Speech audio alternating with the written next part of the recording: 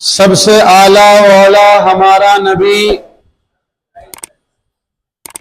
سب سے بالا و بالا ہمارا نبی، سب سے اعلیٰ و اعلیٰ ہمارا نبی، سب سے بالا و بالا ہمارا نبی، سارے اچھوں میں اچھا سمجھیے جسے، سارے اچھوں میں اچھا سمجھیے جسے، ہے اس اچھے سے اچھا ہمارا نبی، سارے اونچوں میں اونچا سمجھیے جسے، ہے اس اونچے سے اونچا ہمارا نبی، جن کے طلبوں کا دھوبن ہے آب حیات، جن کے طلبوں کا دھوبن ہے آب حیات، ہے وہ جانے مسیحا ہمارا نبی، سب چمک والے اجلوں میں چمکا کیے، اندھے شیشوں میں چمکا ہمارا نبی، قرن بدلی رسولوں کی ہوتی رہی، چاند بدلی کا نکلا ہمارا نبی، جیسے سب کا خدا ایک ہے ویسے ہی ان کا ان کا تمہارا ہمارا نبی، ان کا ان کا تمہارا ہمارا نبی۔ حضرات سامعین محترم، یہ عقیدہ ہمارے امام نے دیا کہ تمام طرح کی عظمتیں، تمام طرح کی رفعتیں، تمام طرح کے مقامات، تمام طرح کے درجات جو کسی کے لیے بھی ہو سکتے ہوں سوائے خدا کے، سوائے خدا کے، بعد خدا کے، خدا کے علاوہ جتنی بھی عظمتیں کسی کے لیے بھی ہوں وہ سب سے زیادہ عظمتیں مصطفیٰ کے لیے۔ آپ دنیا کے اندر کسی کو بھی بہت خوبصورت مانتے ہو، بہت حسین و جمیل مانتے ہو، بہت زیادہ نیک مانتے ہو، بہت زیادہ اچھا مانتے ہو، بہت زیادہ اعلیٰ مانتے ہو، بہت زیادہ ارفع مانتے ہو، تو وہ ساری اس کی بلندی مصطفیٰ کی بلندی کے سامنے ہیچ ہے، مصطفیٰ کی بلندی کے سامنے بالکل بھی کچھ نہیں ہے، کسی بھی اعتبار سے۔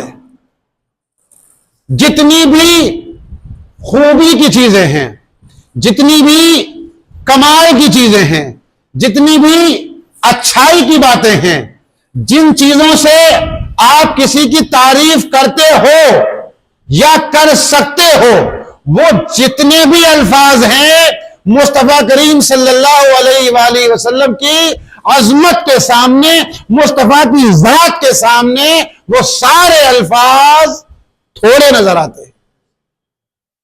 یہ شان ہے رب کے پیارے محبوب دانائے غیوب جناب محمد رسول اللہ صلی اللہ علیہ وآلہ وسلم کی۔ اور حضرات، مصطفیٰ کی شان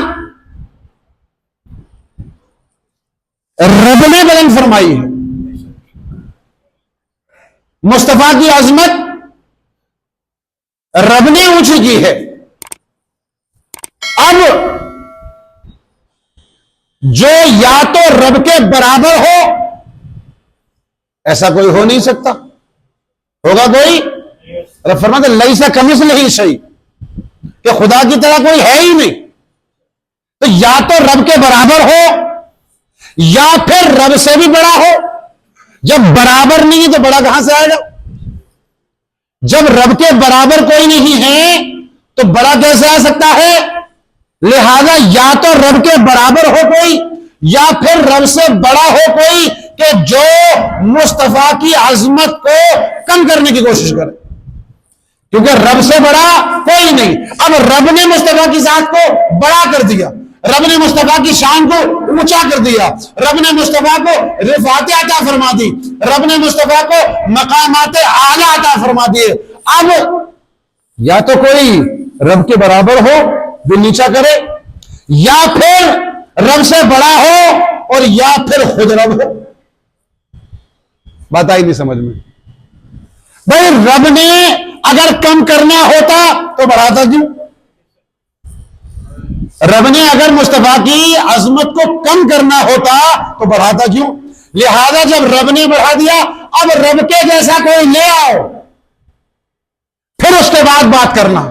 معلوم یہ ہوا کہ جو مصطفیٰ کی ذات اقدس ہو گئی، جو مصطفیٰ کے صفات عالیہ ہو گئے، جو مصطفیٰ کے مقامات بیان ہو گئے، اب اگر کوئی اس سے نیچا جاتا ہے تو سمجھ لو وہ رب کا بھی گستاخ ہے اور مصطفیٰ کا بھی گستاخ ہے،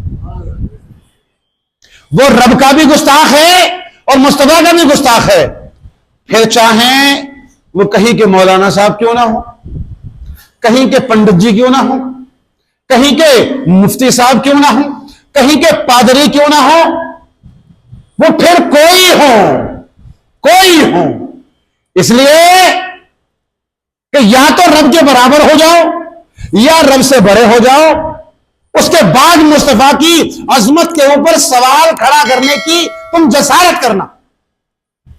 آج ہم جب کوئی غیر مسلم مصطفیٰ کی عظمت کے اوپر سوال کھڑا کرتا ہے تو ہم آپے سے باہر آ جاتے ہیں، آنا بھی چاہیے، اس لیے کہ مسلمان سب کچھ برداشت کر سکتا ہے، مصطفیٰ کی عظمت کے اوپر کوئی سوال کھڑا کرے مسلمان یہ برداشت نہیں کر سکتا۔ جان مانگو گے تو جان دیں گے، مال مانگو گے تو مال دیں گے، نہ ہوگا یہ ہم سے ہرگز بھی برداشت کہ مصطفیٰ کا جاہو جلال دے۔ سب کچھ برداشت کر سکتا ہے مسلمان، اور یہ حقیقت بات ہے۔ ہم مانتے ہیں کہ آج کا مسلمان نماز نہیں پڑھ رہا ہے، ہم مان رہے ہیں کہ آج کا مسلمان عبادتیں اس انداز سے نہیں کر پا رہا ہے جیسے اسے کرنی چاہیے، لیکن ہم یہ بھی مانتے ہیں کہ آج کا مسلمان نمازوں سے دور ہو سکتا ہے، آج کا مسلمان قرآن سے دور ہو سکتا ہے، آج کا مسلمان اور چیزوں سے دور ہو سکتا ہے، لیکن عظمت مصطفیٰ کے اوپر اگر کوئی سوال کھڑا کرے گا تو آج کا مسلمان برداشت نہیں کرے، کیونکہ وہ جانتا ہے کہ میرے سارے اعمال اس وقت تک کسی کام کے نہیں ہیں کہ جب تک کہ میں مصطفیٰ جان رحمت صلی اللہ علیہ وآلہ وسلم کو اپنے لیے سب سے زیادہ محبوب نہ بنا لوں۔ وہ جانتا ہے، لہذا جنہیں نمازوں پر فخر ہو وہ اپنی نمازیں اپنے پاس رکھیں، جنہیں روزوں پر فخر ہو وہ اپنے روزے اپنے پاس رکھیں، جنہیں اپنی تلاوتوں پر فخر ہو وہ اپنی تلاوتیں اپنے پاس رکھیں، جنہیں اپنی نیکیوں کے اوپر گھمنڈ اور غرور ہو وہ اپنی نیکیاں اپنے پاس سنبھال کر کے رکھیں، اور یاد رکھیں کہ یہ نیکیاں جن کے اوپر آپ کود رہے ہو اس وقت تک نیکیاں ہیں جب تک عشق مصطفیٰ میں کی جا رہی ہیں۔ جس دن عشق مصطفیٰ سے ہٹ کر یہ نیکیاں آپ نے کر لی، آپ کی نیکیاں نہ یہاں کوئی پوچھے گا نہ یہاں سے جانے کے بعد قبر و حشر میں کوئی پوچھے گا۔ قبر میں نہیں پوچھا جائے گا کہ آپ نے 5 وقت کی نماز جماعت سے پڑھی تھی یا نہیں پڑھی تھی، آپ کہیں گے مولانا حشر میں تو پوچھا جائے گا، تو حشر بعد میں ہے، پہلے تو قبر ہے، پہلے تو قبر ہے، قبر میں نہیں پوچھا جائے گا آپ سے کہ آپ نے نماز پڑھی تھی کہ نہیں پڑھی تھی، قبر میں نہیں پوچھا جائے گا آپ سے کہ آپ نے قرآن پڑھا تھا کہ نہیں پڑھا تھا، آپ سے کسی بھی عبادت کے بارے میں کوئی سوال نہیں کیا جائے گا۔ آپ نے بارہا سنا ہوگا صرف 3 سوال ہوں گے، 3 سوال، اور ان تینوں سوالوں میں ایک بھی سوال ایسا نہیں ہے جس کا تعلق عبادت سے ہو۔ تیرا رب کون ہے؟ یہ عبادت سے تعلق نہیں ہے۔ تیرا دین کیا ہے؟ اس کا تعلق عبادت سے نہیں ہے۔ اور تیسرا سوال جو اصل سوال ہے، جو اصل سوال ہے، اگر کوئی یہ دونوں پاس کر بھی لے، ان دونوں کا جواب دے بھی دے، اور تیسرے والے میں پھنس گیا تو وہ فیل مانا جائے گا، وہ فیل مانا جائے گا۔ قبر میں یہ پوچھا جائے گا، اے بندے مصطفیٰ کے بارے میں کیا کہا کرتا تھا؟ قبر میں یہ پوچھا جائے گا۔ حضرات جب قبر میں پوچھا جائے گا تو پھر آپ اندازہ کر لو کہ آپ نماز پڑھ رہے ہو تو پہلے یہ دیکھ لو کہ نماز عشق مصطفیٰ میں پڑھی جا رہی ہے کہ نہیں۔ اور کوئی میری اس بات کا غلط مطلب نہ نکالے، میں یہ نہیں کہہ رہا ہوں کہ نماز نہ پڑھو، نماز ام العبادت ہے، نماز اعمال میں سب سے زیادہ افضل عمل ہے۔ نماز کے بغیر دیگر اعمال نامکمل رہ جاتے ہیں. نماز میرے مصطفیٰ کی آنکھوں کی ٹھنڈک ہے. یہ ساری چیزیں اپنی جگہ، لیکن نماز کا نمبر جب آتا ہے جب عقیدہ مکمل ہو جاتا ہے. اور مصطفیٰ کی ذات عمل نہیں ہے بلکہ عقیدہ ہے. میرے امام نے یہی تو کہا تھا، اللہ کی سرتابہ قدم شان ہے یہ، انسان نہیں، انسان، وہ انسان ہے یہ. اور قرآن تو ایمان بتاتا ہے انہیں، اور ایمان یہ کہتا ہے میری جان ہے. آج ایک غیر مسلم اگر مصطفیٰ کی عظمت کے اوپر، مصطفیٰ کی شان میں نازیبہ الفاظ ادا کرتا ہے، ہم آپے سے باہر آ جاتے ہیں. آنا بھی چاہیے، یہ ہمارے حرارت ایمانی کا جذبہ ہے.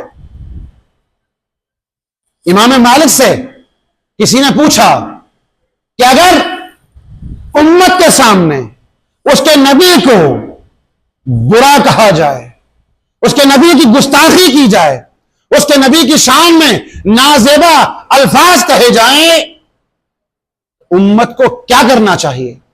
تو امام مالک نے برجستہ ارشاد فرمایا تھا کہ امت کو بدلہ لینا چاہیے. کیا فرمایا تھا بولو؟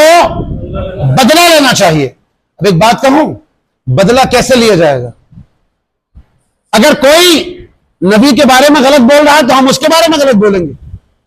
بدلہ تو یہ بھی ہوتا ہے بھائی، آپ نے مجھے گالی دی، میں نے آپ کو گالی دے دی، یہ بھی بدلہ ہی ہو گیا. آسان لفظوں میں یہ بدلہ ہی ہو گیا. لیکن بدلے سے مراد یہ میں سمجھ پایا ہوں، بدلے سے مراد یہ ہے کہ آپ مصطفیٰ کے عشق میں پور ہو کر ایسے بن کر دکھا دو کہ جو اس نے کہا ہے وہ اپنے الفاظ واپس لے لے. وہ یہ کہنے پر مجبور ہو جائے کہ ہاں واقعی میری غلطی تھی کہ جب مصطفیٰ کے غلاموں کا یہ حال ہے تو ان کے آقا کا کیا حال ہے. اور بھائی دوسرا مطلب بھی ہے کہ اگر کوئی مصطفیٰ کے اوپر سوال کھڑا کرے تو پھر ہم اس کے اوپر اتنے سوال کھڑے کریں گے، اتنے سوال کھڑے کریں گے کہ ساری زندگی وہ جواب نہیں دے پائے گا، چاہے وہ کسی بھی مذہب کا کیوں نہ ہو. مگر سوال ایک ہی آتا ہے ذہن میں کہ اگر کوئی غیر ایمان والا مصطفیٰ کی عظمت کے اوپر سوال اٹھاتا ہے، مصطفیٰ کی شان میں کچھ کہتا ہے، تو ہم بے قابو ہو جاتے ہیں. ہونا بھی چاہیے. لیکن اگر کوئی شخص ایسا جو مصطفیٰ کے دیے ہوئے مسلح پر کھڑا ہے، مصطفیٰ کے دیے ہوئے منبر پر بیٹھا ہے، مصطفیٰ کی عطا کردہ نعمتیں لے کر کے بیٹھا ہے، اور پھر مصطفیٰ کی شان میں یہ کہے معاذ اللہ ثم معاذ اللہ کہ نبی کچھ جانتے نہیں تھے، کہیے معاذ اللہ، نبی کو معلوم نہیں تھا کچھ، نبی معاذ اللہ استغفر اللہ ان پڑھ تھے، نبی معاذ اللہ استغفر اللہ پڑھنا لکھنا نہیں جانتے تھے. آپ ایک بات صرف سوچ کر کے دیکھیں کہ جس کے بارے میں آپ یہ کہہ رہے ہو کہ وہ پڑھنا لکھنا نہیں جانتا، قرآن تمہیں اسی نے بتایا. اچھا ایک بات بتائیے، اگر مجھے کوئی چیز نہیں آتی ہوگی میں آپ کو سکھا دوں گا؟ بولیے، مجھے اگر کوئی چیز نہیں آتی ہوگی میں آپ کو سکھاؤں گا. رب ارشاد فرماتا ہے کہ اے لوگوں، یہ جو میرے محبوب ہے نا، جنہیں میں نے رسول بنا کر کے بھیجا ہے، جنہیں میں نے نبی بنا کر کے بھیجا ہے، یہ تمہیں کتاب پڑھ کر سناتے ہیں اور یہ تمہیں کتاب سکھاتے بھی ہیں. جب آئے گی نہیں تو سکھائیں گے کہاں سے؟ معلوم یہ ہوا کہ جتنا علم ساری کائنات کے پاس ہے اس سے زیادہ علم اکیلے مصطفیٰ کے پاس ہے. آپ نے امی کا مطلب کیا نکال لیا؟ امی کا مطلب ہوتا ہے کہ جس نے کسی کو اپنا استاد نہیں بنایا ہو، جس نے دنیا میں کسی سے پڑھنا لکھنا نہیں سیکھا ہو، اسے امی کہا جاتا ہے. اسے امی کہا جاتا ہے، نہ کہ اسے امی کہا جائے جو ان پڑھ و جاہل ہو. آج کوئی انسان ہے، اگر وہ پڑھا لکھا نہیں ہے اسے امی نہیں کہیں گے. امی تو حضور کی شان ہے.